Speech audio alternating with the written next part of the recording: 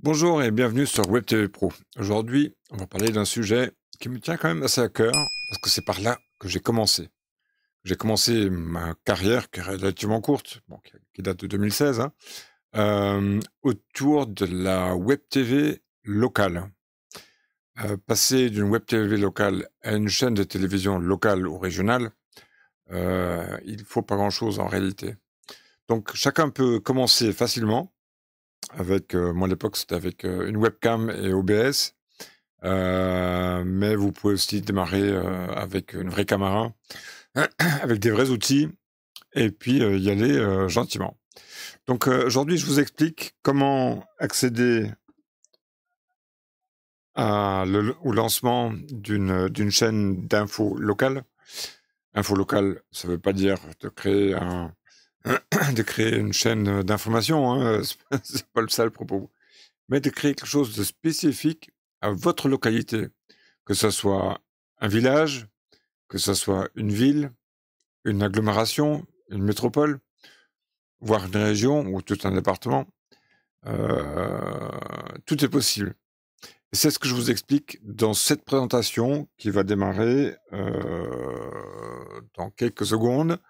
Je dirais pensez aussi à liker, à le partager peut-être avec des villes, ou des villages qui sont concernés ou avec d'autres personnes qui sont susceptibles également de collaborer avec ce genre de projet. Donc, on y va gaiement. Tout de suite, à l'attaque avec ce premier slide. L'équipement essentiel pour démarrer une web TV locale ou une chaîne de télévision locale, parce qu'on parle quand même de chaîne de télévision.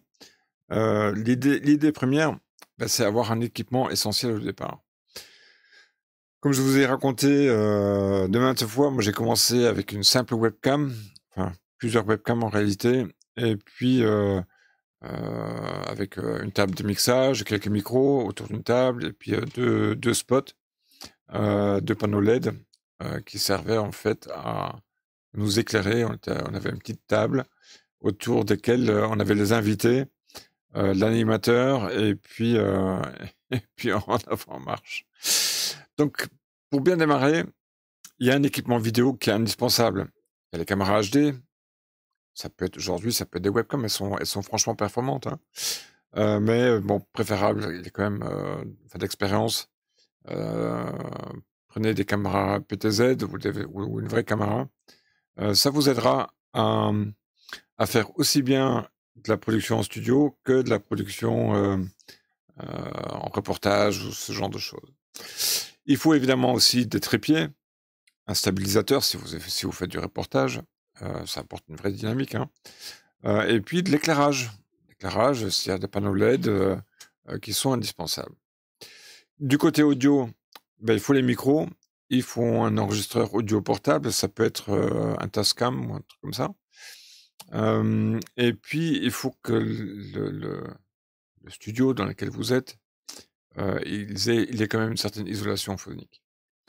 Et puis côté post-production, il faut, un équipement de post-production, c'est-à-dire des ordinateurs puissants, un logiciel de montage vidéo et puis, des solutions de stockage parce que, la vidéo que ce soit en HD ou en 4K, ça consomme beaucoup d'espace, donc il faut trouver des solutions de stockage, c'est indispensable. Allez, au suivant. Choisir le format idéal pour votre chaîne. Alors ça, c'est un vrai sujet.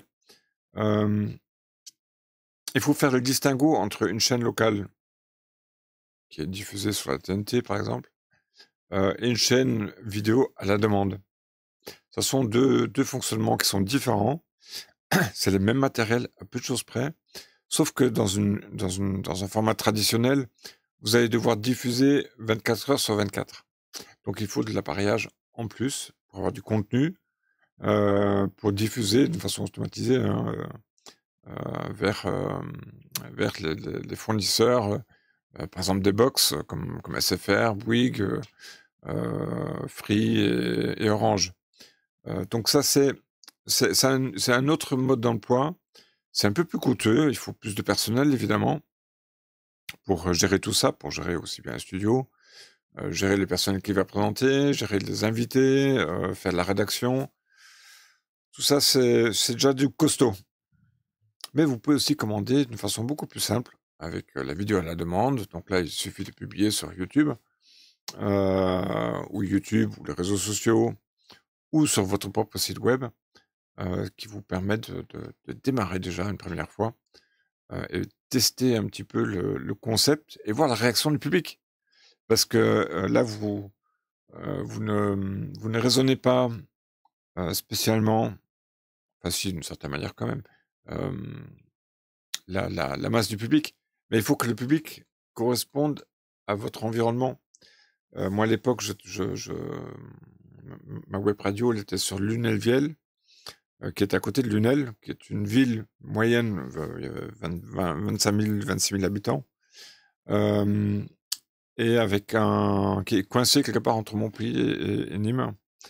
Hem, mais on touchait un bassin d'audience qui tournait aux alentours de 60 000 spectateurs, avec une bête web TV, avec une webcam, enfin avec des webcams, avec, une audio, heu, qui était quand même valable, et puis on diffusait en direct, une fois par semaine, pendant 1 heure, hem, avec, une actualité, on va dire plutôt culturelle au sens large, autour de tous les événements, tout ce qui se passait sur Lunel et sa région, que ça soit dans le sport, dans la culture, la musique, qu'est-ce qu'il y avait d'autre? Voire même l'actualité politique, par moment, et tous les événements qui se déroulaient, hem, sur le bassin, d'audience qu'on avait.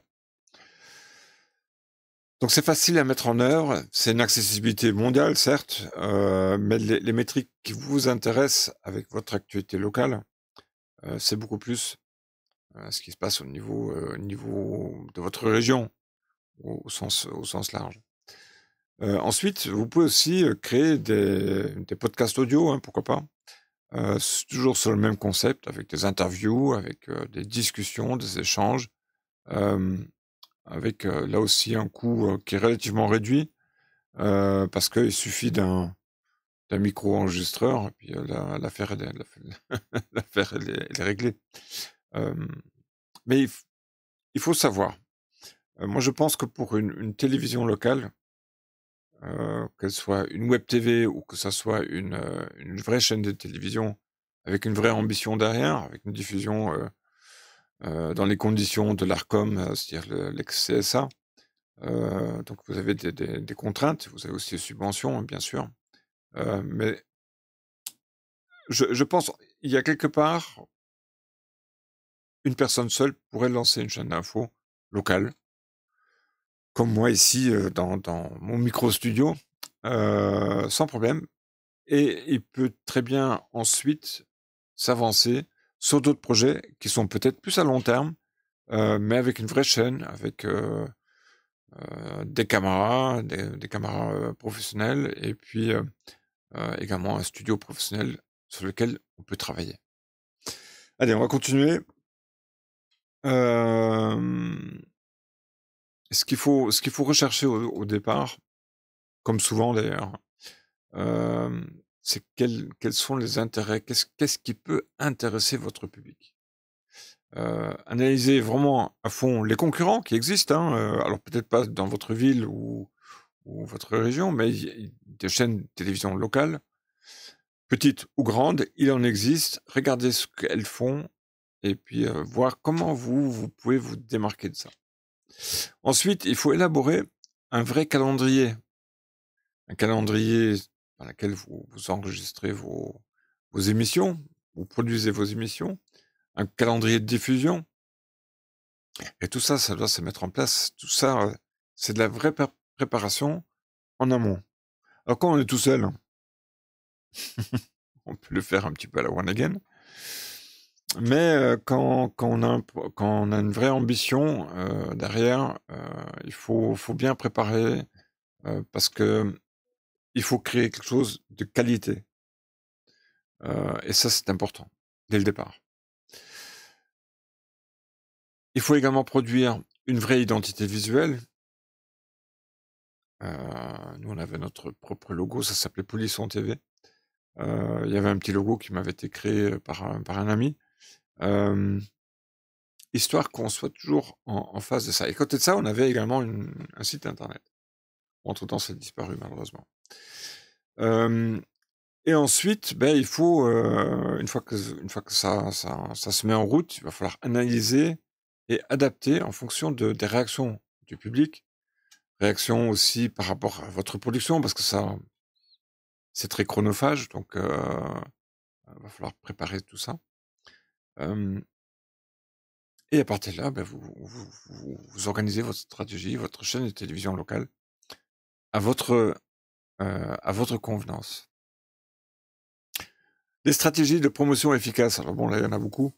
Il y a la présence numérique sur multiplateformes. Il existe, quand j'ai travaillé j'avais travaillé sur une chaîne régionale en Nouvelle-Aquitaine.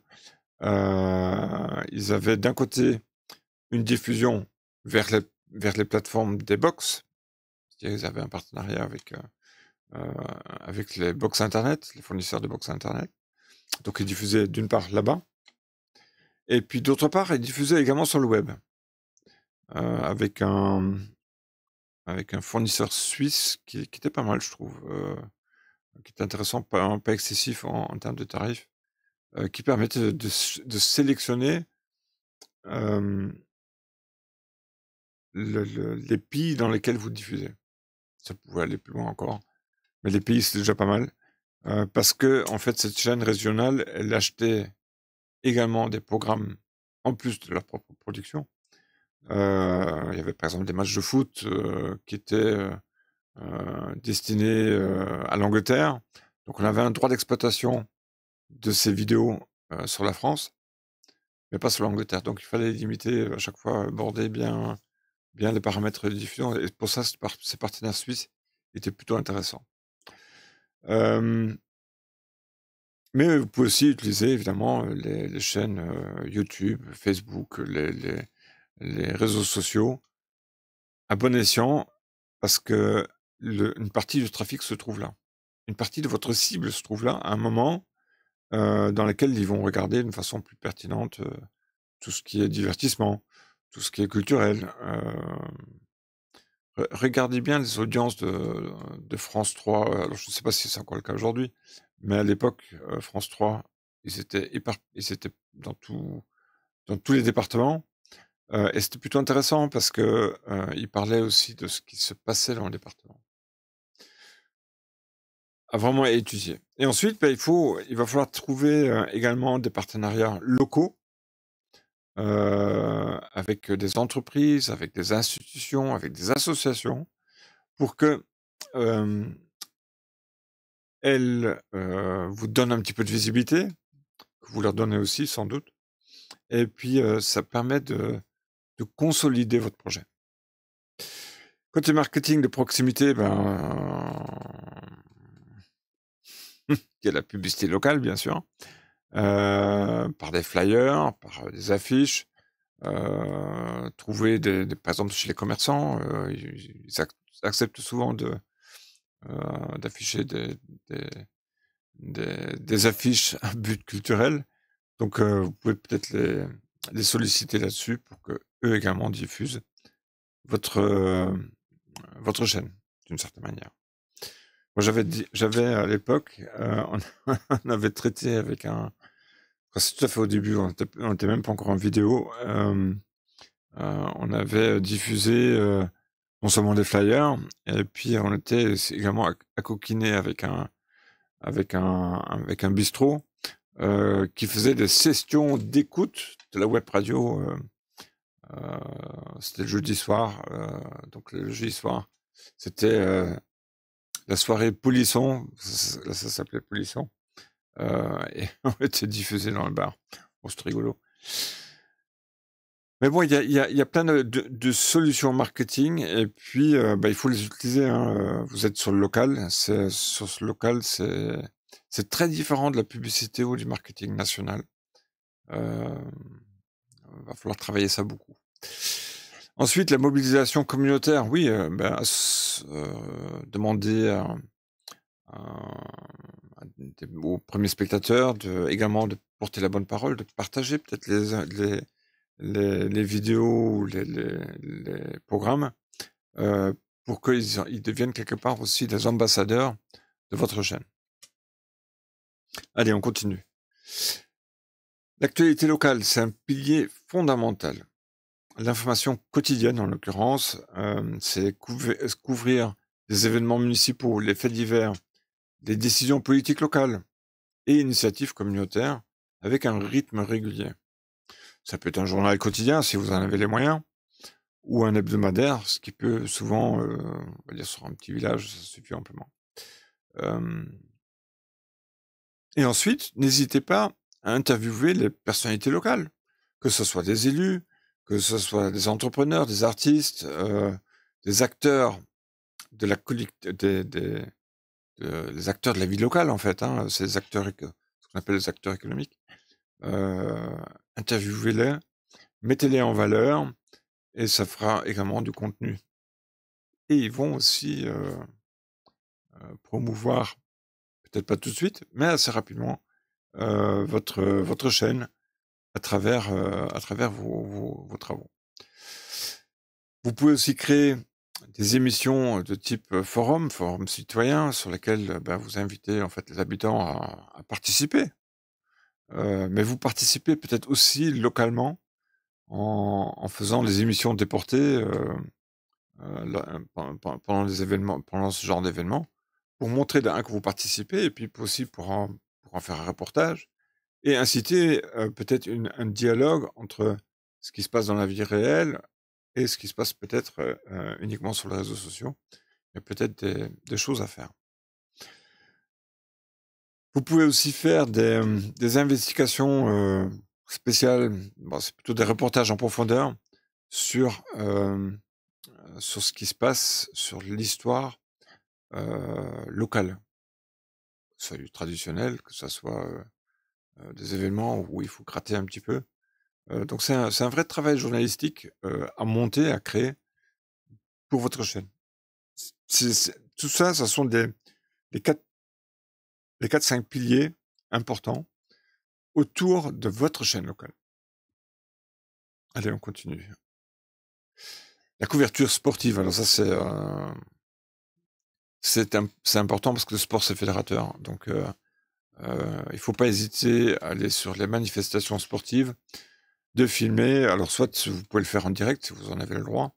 Donc il faut demander auprès des associations sportives. Vous pouvez faire des portraits des athlètes.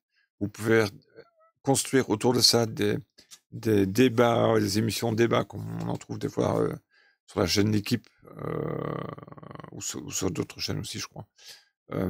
Des débats autour des événements sportifs, autour des athlètes. Donc peut-être décrypter un petit peu, faire un petit peu de décryptage. Évidemment, faites-le à la sauce locale. Voilà. Je dis ça, je dis rien. La culture et les divertissements. Alors ça, par contre, c'est un vrai pilier. Ça a été le cas pour moi, mais aussi pour d'autres chaînes. Parce que c'est toute la culture et le divertissement local qui est très peu visible et qui a besoin de visibilité. Alors, ici sur le NEL, on a le Midi Libre, qui est un journal, qui est un quotidien, mais il peut pas tout couvrir. Il ne couvre pas tout. Et il ne couvre pas tout le public. Parce que tout le monde n'achète pas forcément le Midi Libre. Donc il y a peut-être aussi un partenariat à faire avec eux. Il y a l'agenda culturel, les scènes artistiques émergentes, quand il y en a. Il y a les musiciens, les artistes, les performeurs. Et puis les festivals, les expos, les spectacles. Tout peut être traité parce que en réalité, la culture est souvent, vu qu'il y a dans tous les villages ou dans toutes les villes, on va dire ça comme ça, il se passe toujours quelque chose. Raison de plus pour en parler, pour montrer peut-être des images après ou avant, si vous en avez, pour inciter les gens à aller voir. Racontez votre territoire. J'ai toujours remarqué que, d'ailleurs, si vous regardez bien sur Facebook, il y a, pour toutes les villes, il y a un, t'es un ancien si tu habites, non, t'es un ancien d'un nom de ville, si, point, point, point. Euh, c'est raconter quelque part le territoire. Il y a toujours des choses à raconter. Des fois, c'est des toutes petites histoires, mais elles méritent d'être entendues et de les montrer. Donc tout ça, c'est quelque chose sur lequel vous pouvez travailler, c'est les thématiques sur lesquelles vous pouvez travailler. Les chaînes thématiques, se spécialiser pour se démarquer. Alors ça peut être ou autour de l'environnement, la santé, la gastronomie, l'éducation. Localement, il y a toujours quelque chose. Moi, je dirais la chaîne thématique, purement thématique, elle a un intérêt. Par exemple, si vous faites que le sport, là, il y a des choses à faire. Parce qu'il y a beaucoup de sports qui sont invisibles. On les voit pendant les Jeux Olympiques, mais en dehors de ça, on les voit pas, ou très peu. Je pense à des amis du tir à l'arc, par exemple. Ils sont très peu visibles. Il y a peu d'images qui se font. Parce que ça nécessite quand même du matériel de bonne gâche. Le foot, c'est pareil. Le foot local, on le voit finalement très peu. Ouais, il y a quelques scènes qui sont filmées au téléphone, mais sans structuration technique réelle, alors qu'ils pourraient le structurer. Et là, on peut effectivement décliner votre chaîne locale dans une chaîne thématique à travers le sport, par exemple. Et taper plus large. Pour vous donner une idée, la chaîne régionale sur laquelle je bossais, il y avait une partie généraliste et il y avait une partie sport qui se déclinait à travers tous les événements en direct qu'on couvrait ou dont on récupérait les images parce qu'on avait racheté les droits pour les diffuser. Et là, il y a effectivement un ciblage à faire avec tout un marketing autour. Au niveau éducation, ça peut être inviter par exemple les écoles à venir voir votre studio, voir comment est fabriqué votre contenu pour qu'ils comprennent, pour que les enfants ils comprennent comment sont construits les médias. Tout ça, c'est des éléments à réellement intégrer. Bon, trouver et fidéliser votre public, c'est l'élément crucial qu'il faut prendre en compte. Une chaîne de télévision, soit vous avez un très très gros budget, alors quand je dis très gros, c'est vraiment très gros, soit vous partez avec un budget, on va dire, très raisonnable, et à ce moment-là, vous devez d'abord construire et la chaîne et acquérir le public. Et ça se fait pas en une journée. Donc il y a, je pense, 3 à 6 mois d'acquisition d'audience. C'était le cas pour nous sur Lunel. C'est-à-dire on avait dans les 2-3 premiers mois qui étaient juste avant les grandes vacances, on avait fait nos essais, on s'était bien amusé d'ailleurs. Et ben, en septembre, à la rentrée, ben, il fallait redémarrer. Et là, on avait le public qui nous avait suivi avant les vacances, il est revenu. Et là, c'est un véritable gain. Donc, il y a une phase critique sur laquelle il va falloir chercher l'audience, la fidéliser très rapidement, et puis les fidéliser au-delà d'une émission, 2 émissions, la fidéliser dans le temps. Un objectif réaliste, c'est une croissance de 15% en termes d'audience, avec une audience locale qui doit se situer entre 50 et 70%. Il y a aussi d'autres audiences qui arrivent. Et puis là-dedans, vous avez, alors tout dépend de votre moyen de diffusion évidemment, il y a 25% de l'audience digitale. À garder bien en mémoire. Alors c'est un petit peu mon opinion personnelle. Vous aurez plus facile à acquérir de l'audience digitale que l'audience sur les box ou sur la TNT, parce que vous êtes quelque part au fin fond des numéros de chaîne, ce qui est pas toujours optimal. Même si on peut les enregistrer en priorité, en favori. Mais bon, penser à l'audience digitale, celle-là, elle est vraiment efficace. Les modèles économiques. Parlons pognon. Il y a la publicité locale. C'est-à-dire là-dedans, vous avez les spots publicitaires classiques, les placements de produits, les bannières, l'habillage d'antenne, ce qu'on appelle les partenariats.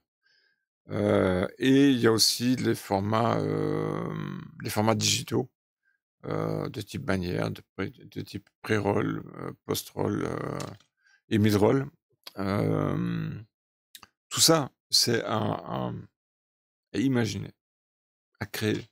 Là, il vous faut, je pense, si vous êtes un bon commercial, vous arrivez à le faire vous-même. Sinon, il faut en prendre un. Ça peut être des stagiaires, hein. Enfin, je l'ai pas dit ça. Ensuite, il y a les partenariats et le sponsoring. Sans doute, le plus facile à atteindre dès le départ, parce que vous pouvez présenter le projet, vous pouvez leur dire: «Voilà, on veut un partenariat sur 1 an». Ça peut être intéressant, parce que d'un, c'est tout de suite de l'argent qui rentre. Et ça reflète de votre sérieux en termes d'image de marque. Ensuite, vous pouvez aussi vendre des services complémentaires, donc par exemple des productions vidéo pour les clients, des publi-reportages, la location d'équipements, de la formation média. Il y a beaucoup de choses à faire, y compris de l'organisation d'événements, hein. Et puis, pour la communauté, c'est-à-dire la communauté de spectateurs, vous pouvez faire des abonnements ou des dons, un financement participatif, pourquoi pas. Des subventions publiques. Alors ça, n'hésitez pas, il en existe. Et si vous passez notamment par l'Arcom, ça sera facilité. Et puis un soutien associatif, évidemment, ça me paraît du bon sens. Alors, face à la concurrence des grands médias, vous êtes hyper local. Vous avez une spécialisation, vous avez de l'interactivité, vous avez de la communauté, vous avez de l'exclusivité et vous avez des prix publicitaires. Par rapport aux grands médias, vous avez un vrai avantage. Alors il faut créer, il faut construire votre crédibilité, bien sûr, mais vous y arriverez assez rapidement. J'ai pas de doute là-dessus. Ensuite, il faut s'adapter aux différentes technologies essentielles. La diffusion multicanale, suivant vos moyens, bien sûr, hein. C'est-à-dire, la TNT, si vous en avez possibilité, les box internet, qui ont aussi des solutions, pour du régional ou du local. L'optimisation pour les mobiles, parce qu'il y a beaucoup de gens qui regardent ces émissions avec leur téléphone. Oui, oui, je vous assure. Et puis, il faut analyser les données, en termes de statistiques. Là où ça marche. Là où ça marche un peu moins bien, qu'est-ce qu'il faut faire pour que ça marche mieux? C'est vraiment important. Ça vous donnera plus de visibilité à terme et puis évidemment, comment dire? Ça apportera aussi, une visibilité sur l'avenir et ça, c'est important. Vous pouvez aussi migrer l'ensemble de l'infrastructure, si ça vous paraît intéressant, vers le cloud. J'ai un doute pour une petite pour une petite chaîne, locale, j'ai un petit doute. Pour les grandes chaînes, ça peut être intéressant.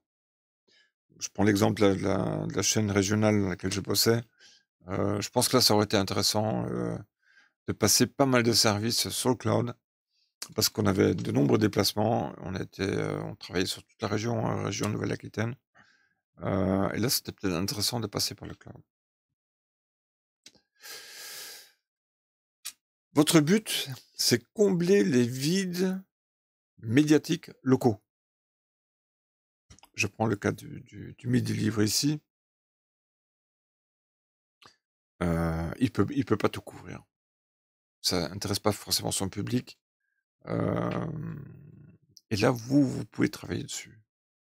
Que ce soit les quartiers, par exemple, dans les quartiers, dans les zones rurales, dans les communautés culturelles, pourquoi pas? Et puis dans les différents secteurs économiques locaux, que ce soit les industries, les commerces, il y a plein de choses à raconter, où là, par contre, les autres médias locaux ou les médias, plus régionales ou nationales ne vont pas pouvoir vous suivre. Ça, c'est la partie la plus sympa, en fait, créer une communauté autour de votre chaîne. Ça vous donnera à vous, qui êtes le créateur, ça vous donnera beaucoup de baume au cœur, parce que finalement, ils travaillent tous avec vous quelque part. C'est suivant votre statut,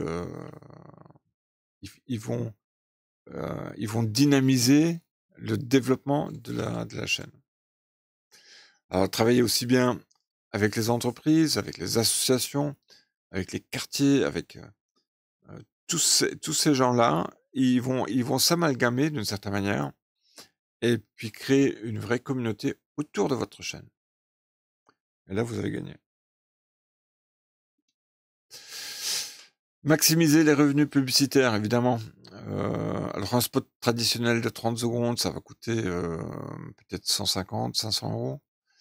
Un publi-reportage, de 3 à 5 minutes, on peut monter à 500-1 500 €. Je pense que c'est peut-être le plus facile à acquérir. Le parrainage d'émissions, pour une saison entière, par exemple, ou pour une période. On le voit à la télévision, c'est tellement courant. Hem, Quand vous regardez une émission, vous tombez fatalement sur 3 ou 4 parrains sur une seule émission. Du coup, ça fait à chaque fois des spots publicitaires. Le placement de produits, alors là, moi, j'en place des fois, mais ça reste à voir, hein, et ensuite, la bannière digitale, oui, ça peut concerner, par exemple, votre site internet, si vous diffusez sur votre site. Là, vous pouvez rajouter des bannières dedans. Bref, il y a plein de solutions pour, gagner de l'argent et puis pour financer votre chaîne. Faut pas oublier une caméra, c'est, allez, on va tourner sur des 1 000 €, un bon micro, c'est 200-300 € suivant le cas. Et puis les techniciens qui sont derrière, bah, il faut aussi les payer. Alors l'impact social, hem, oui, clairement, il y a un vrai impact social, parce que finalement vous générez une communauté visible autour de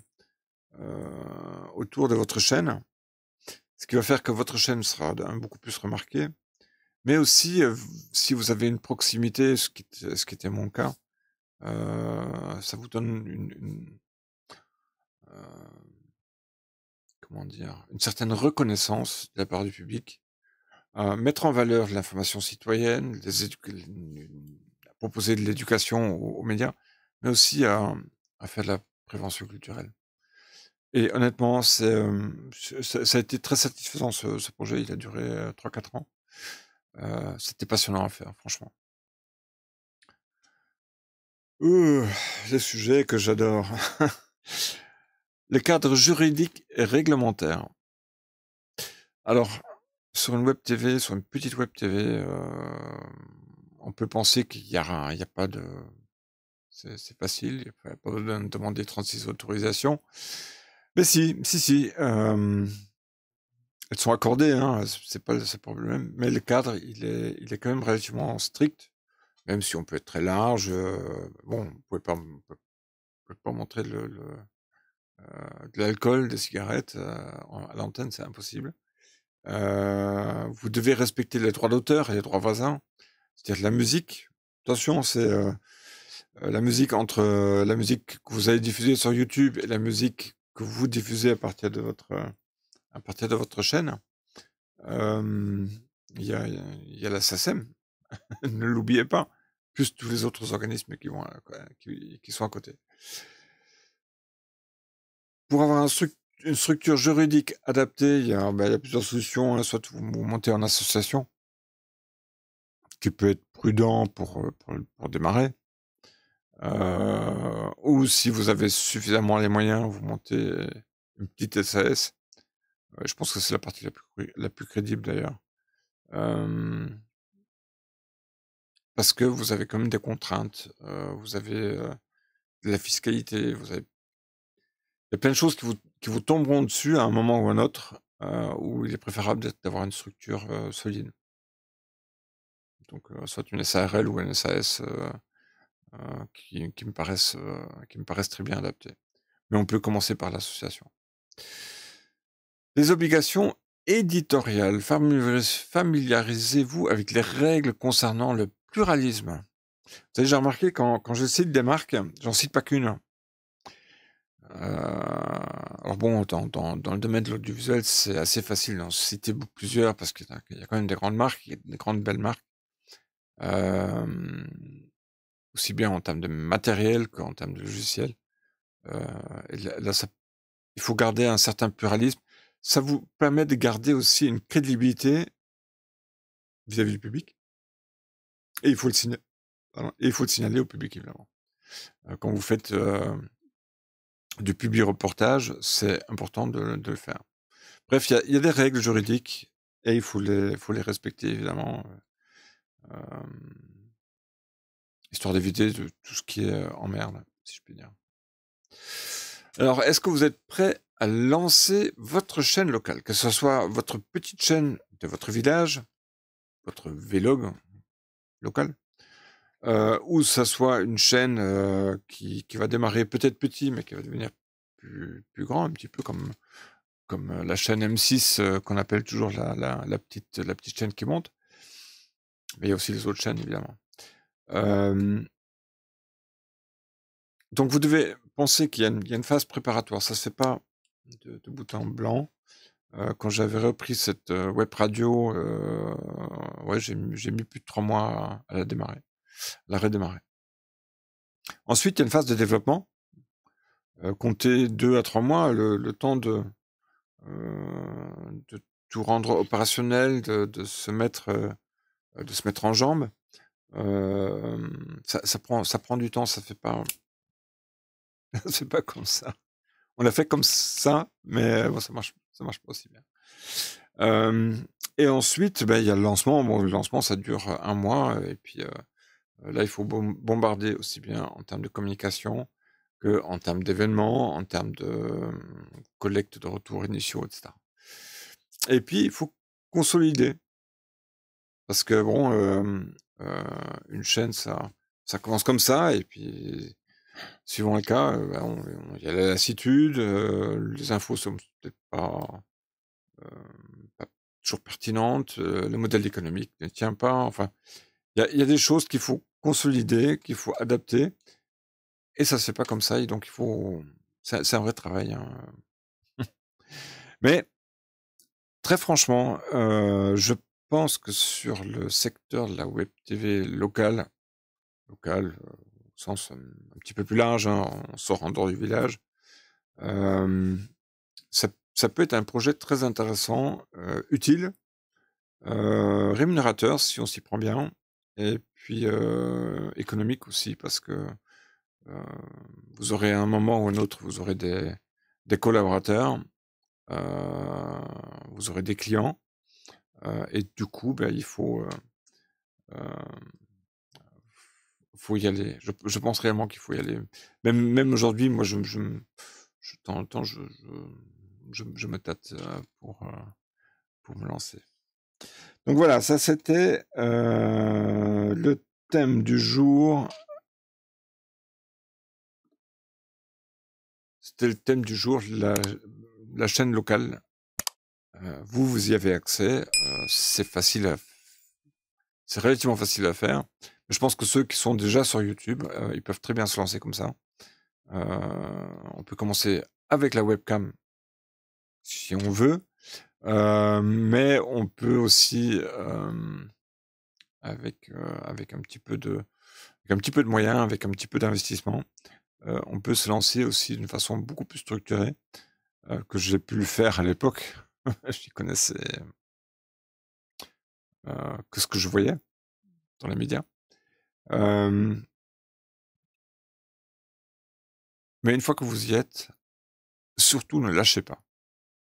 Parce que c'est amusant à faire, c'est un petit peu chronophage, j'entends, mais franchement, ça peut être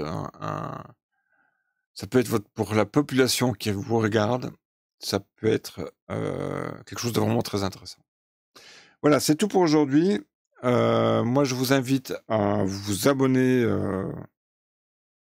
je ne sais plus où, enfin, abonnez-vous et puis, pensez à liker, à partager. Partagez peut-être avec, avec votre ville. Ça peut aussi les intéresser, on peut aussi les aider à monter le projet. Moi aussi, je peux vous accompagner là-dessus, avec plaisir.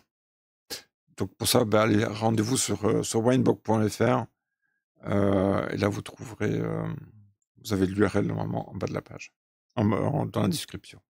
Voilà, je vous laisse, à très vite et n'hésitez pas.